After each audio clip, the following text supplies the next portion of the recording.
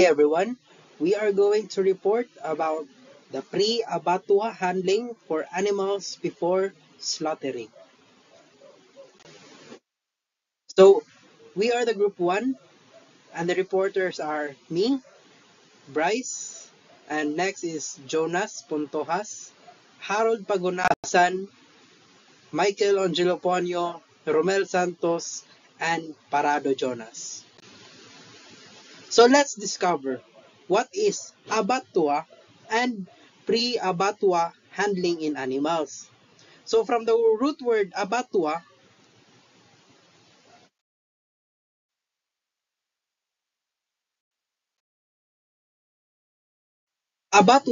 is a place where animals are butchered. And where does these animals are butchered? In the slaughterhouse. Denotes any recognized and registered premise where fresh meat is produced, handled, packed, or stored, and where animals are slaughtered and dressed for human consumption.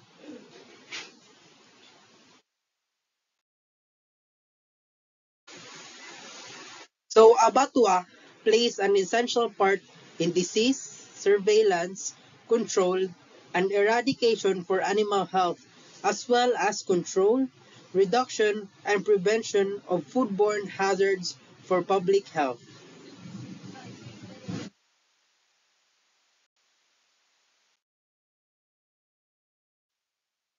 The term pre-abattoir handling refers to the procedures and practices involved in the management and care of animals prior to their transport to the slaughterhouse or abattoir. This stage is critical for ensuring animal welfare as well as the quality of and safety of the meat producing products produced.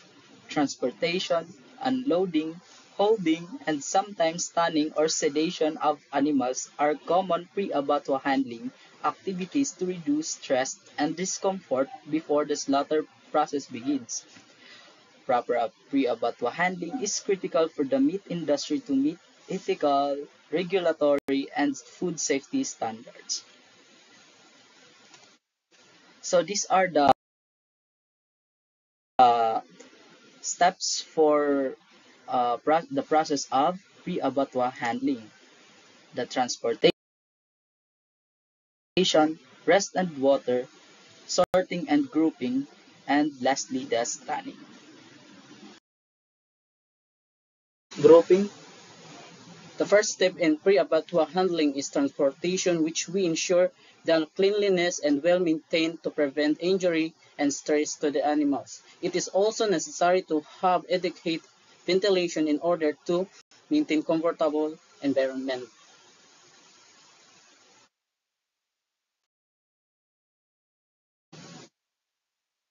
So the next step in pre-abattoir handling is to rest and drink some water. After we deliver the slaughtered animals to the lairage, we need to rest them and not feed them. We only need to water them to detoxify their bodies and get rid of bacteria in the bodies.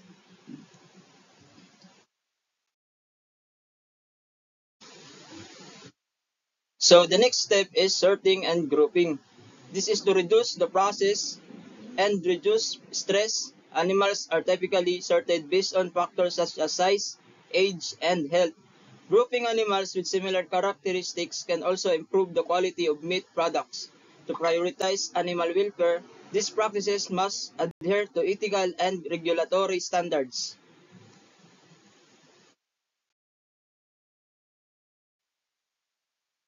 Finally, the stunning. It is intended to alleviate the animal's pain and suffering in their final moment. We ensure a more compassionate end to their lives by rendering them unconscious or insensible to pain, which aligns with societal values and animal welfare standards. Pre-abattoir handling in animals. So we've chosen 6 farm animals, which is the swine, the poultry, and the ruminants. First is so pigs. During fasting, pigs are denied access to feed before slaughter. Pigs are kept in a lairage for 2 or 3 hours before slaughter, depending on the travel time. So more travel time, the longer the travel time, the more they are kept in the lairage for before they are slaughtered.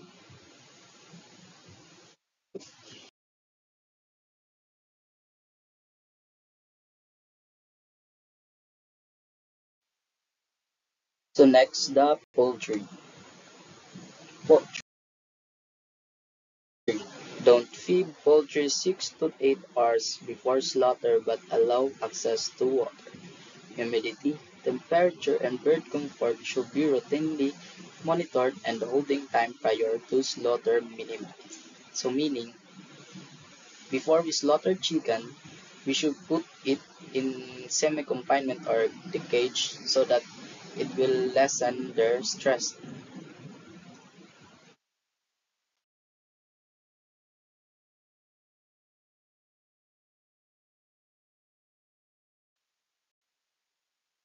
Ruminants, small and large. Ruminant, small and large. Do not feed but provide enough water. Should be withheld from the goat for 12 hours prior to slaughter. The goat should undergo fasting to prior slaughter.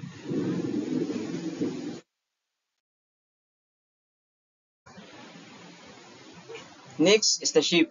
Withhold feed for 12 to 24 hours. This will ensure the rumen is empty come evisceration time. An empty gut is much easier to work with than a full one. It means that it's more easy to kill a sheep with an empty stomach than a full one.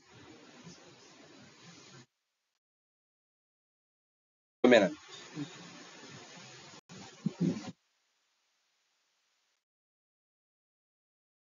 Large ruminant fasting before slaughter reduces the volume of gut contents and hence bacteria and therefore reduces the risk of contamination of the carcass during dressing.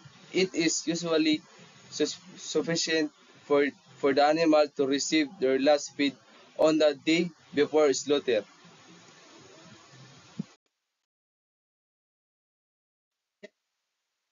General rules for the slaughter of carabaos. The carabao for slaughter should at least be 3 years and above and not suited for breeding. Slaughter only healthy and well-finished animals.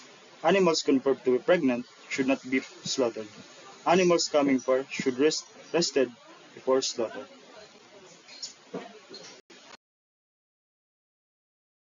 Study. Uh, we interviewed one of the many meat shops here in Calbayog about their pre-abattoir handling of swine, ruminant, and poultry here in Calbayog City.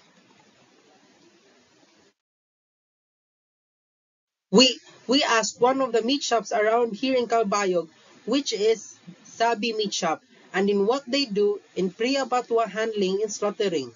The type of animals they slaughter are swine, ruminants, and poultry.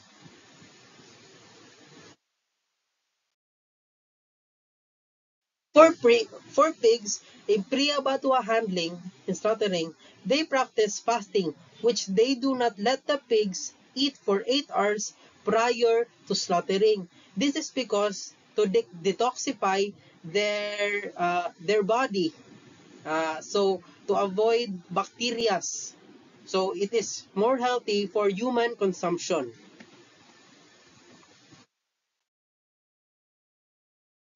When we went to the Calbayog City Market, we asked the farm owner in what they do for the carabao in pre-abattoir handling. They stated that they transport the animal to the market and kill it directly.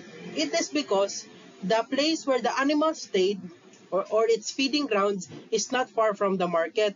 So when the carabao arrives at the market, it is killed directly. For poultry, they stated that they transport it in a free air carriage before the day of transporting. Then the chicken will be killed or slaughtered in their slaughter chicken house. That's all.